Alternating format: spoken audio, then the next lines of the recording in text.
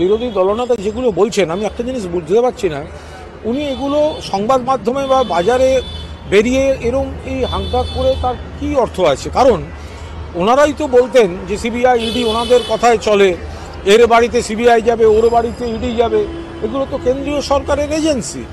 ওনাদের যদি কিছু বলার থাকে বা ওনাদের কাছে তথ্য থাকে, হয় রাজ্য সরকারকে সেগুলো দিন, হয় সেগুলো প্রকাশ্যে বলুন, আর অথবা যদি এইসব এজেন্সিকে দেওয়ার ইচ্ছা হয় সেগুলো দিল্লিতে গিয়ে তারা বলতেই যান। তো এইখানে সংবাদ মাধ্যমকে বলছে কে? বলছে বিজেপি নেতা। কোন বিজেপি? যাদের শাখা সংগঠন সিবিআই আর ইডি। তো তারা বাইরে বলছেন কেন? তারা নিজেদের জায়গায় গিয়ে বলুন। যদি তার কাছে এত নির্দিষ্ট তথ্য থাকেন, দুম করে একটা লোকের নাম বলছেন, একটা পার্টির নাম বলছেন, তো তদন্তে সাহায্য করুন, তথ্য প্রমাণগুলো সামনে আনুন, তথ্য প্রমাণগুলো তদন্তকারীদের দিন।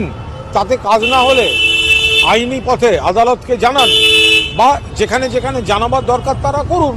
তো শুধুমাত্র কাদা ছোড়াছুড়ি করে কোনো দলকে হেয় করার জন্য কোনো শুধু কমেন্ট করে দিয়ে এর মানে কি? যদি নির্দিষ্ট কারোর বিরুদ্ধে কোনো অভিযোগ থাকে, তথ্য প্রমাণ তাদের কাছে থাকে, তাহলে নির্দিষ্টভাবেই সেটা জানান যথাযথ জায়গায়। এখন যদি এরা মানে মন গড়া কথা কেউ যদি বলে যান, এখন তার কে উত্তর দেবে? এটা কোনো কথা বলা সম্ভব? বিজেপির অধিকাংশ বিধায়ক, অধিকাংশ সাংসদ যে বিজেপিকে ভোট দেয় না, সেটা তো তিনি জানেন। তো সেটা জানেন তো মাননীয় বিরোধী দলনেতা, আপনি কি জানেন যে বিজেপির অধিকাংশ বিধায়ক সংসদের ভোটে বিজেপিকে ভোট দেয় না, আর অধিকাংশ সাংসদ বিধানসভার ভোটে বিজেপিকে ভোট দেয় না, বিজেপি প্রার্থীদের? সেই জন্যই তো আপনাদের খারাপ রেজাল্ট হয়। মানে ভিত্তিহীন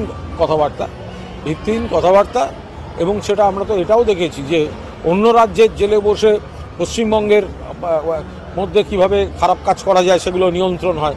তো সেগুলোকে সামলাতে যাক।